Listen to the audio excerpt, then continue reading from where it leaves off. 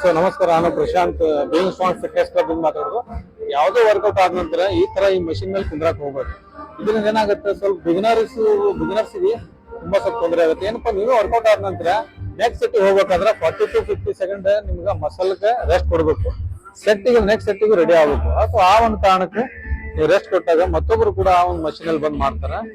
ಇನ್ ಕೆಲವು ಜನ ಇರ್ತಾರ, ಚಾರಣೆ ಬುಡಿಗೆ ಬಾರ್ಡೆ ಮಸಾಲ ಗತಿ ಅವ್ರಂತ್ರ ಮಷಿನ್ ಯಾವ್ದೇ ಮಷಿನ್ ಮಾಡ್ಲಿ ಆ ಮಷಿನ್ ನ ಕೂತೇ ಬಿಡ್ತಾರೆ, ಅಂದ್ರೆ ಖರೀದಿ ಮಾಡಿರ್ಬೇಕು. ಅದರಿಂದ ಏನಾಗುತ್ತೆ ನೀವು ಕುಂದ್ರೋದ್ರಿಂದ ಮತ್ತೊಬ್ರು ಬಿಗಿನರ್ಸ್ ಗಳಿಗೆ ತುಂಬಾ ಏನಾಗುತ್ತೆ, ಎಸ್ಪೆಷಲಿ ಗರ್ಲ್ ಇದ್ದಾಗ ಅಲ್ಲಿ ಏನಾಗ್ಬಿಡ್ತೈತಿ, ಯಾರು ಬಂದು ನಿಮ್ಗೆ ಕೇಳೋದಿಲ್ಲ. ಬಿಗಿನರ್ಸ್ ತುಂಬಾ ಕಷ್ಟ ಆಗುತ್ತೆ. ಆದ ಕಾರಣ ಏನಲ್ಲ. ಇನ್ನು ಸೀನಿಯರ್ಸ್ ಏನಾಗತ್ತಪ್ಪ ಅಂದ್ರೆ, ಈಗ ಓನರ್ ಏನು ಹೇಳಾರ್ದಂಗ ಇರ್ತೈತಿ, ಆಮೇಲೆ ಟ್ರೈನರ್ ಏನು ಹೇಳಾರ್ದಂಗ ಇರುತ್ತೆ.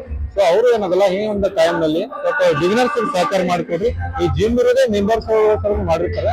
ಸೊ ಆದಷ್ಟು ನನ್ನ ಉದ್ದೇಶ ಏನಪ್ಪಾ ಅಂದ್ರೆ, ತಾವು ಮಾಡ್ರಿ ಮತ್ತೊಬ್ಬರಿಗೆ ಮಾಡ್ಲಿಕ್ಕೆ